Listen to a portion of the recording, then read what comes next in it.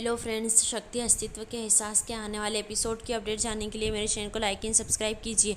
Episode की शुरुआत हरमन के सौम्या के पीछे चलने से होती है और उससे लगता है कि महारानी का गेम ख़त्म हो गया। सौम्या महारानी की आवाज़ सुनती है।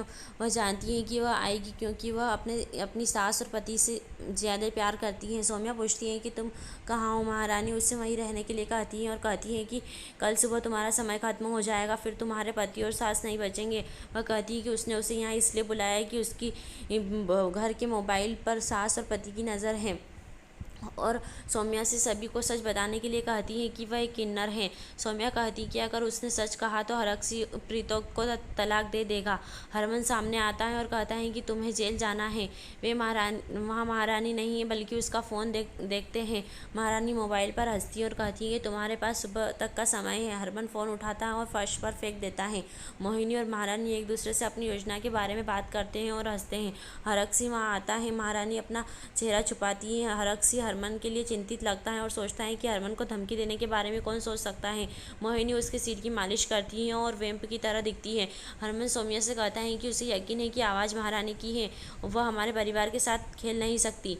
महारानी उन्हें सुनती हैं और सोचती हैं कि वह कल उन पर हमला करेगी और उम्मीद करती हैं कि मोहिनी जैसा उसने कहा था वैसा ही करेगी।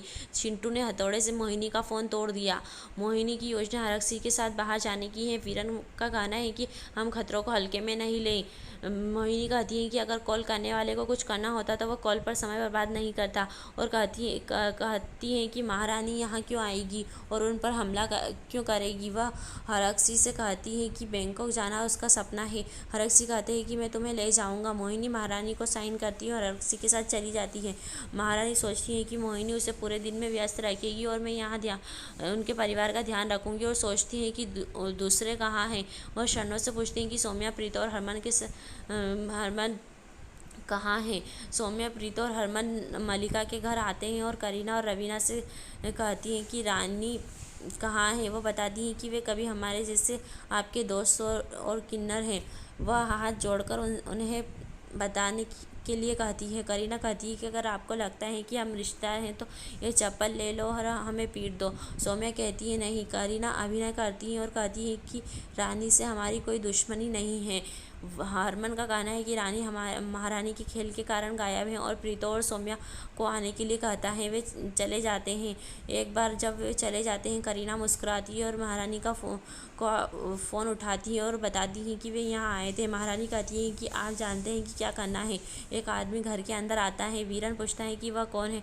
महारानी कहती है कि मैंने उन्हें बुलाया क्योंकि रसोई में तिल चट्टे हैं। हरमन को रानी की आवाज़ करीना का फ़ोन आता है और वह बताती है कि वह गोदाम में बंद है। सौम्या कहती है कि हम जाएंगे, लेकिन हरमन कहता है कि मैं अकेला जाऊंगा। प्रीतो सौम्या को शांत होने के लिए कहती है और कहती है कि वह रानी को वापस ले आएगा। महारानी ने रवीना को फ़ोन किया और कहा कि वह अपनी योजना शुरू करे और डरे नहीं। रवीना हरक्षी के पड़ोसियों से पूछती है कि वह उन्हें दिल का दौरा पड़ा है और वो पूछती हैं कि क्या यह खबर सच है। वे सभी कहते हैं कि वे देखेंगे और देखने चले जाते हैं। वह आदमी घर में ताला लगा देता है और वीरन, शन्नो, बलविंदर और रावी पर क्लोरोफॉर्म छिड़कता है। वे बेहोश हो जाते हैं। उनकी आवाज़ सुनकर प्रीतो बाहर आती है।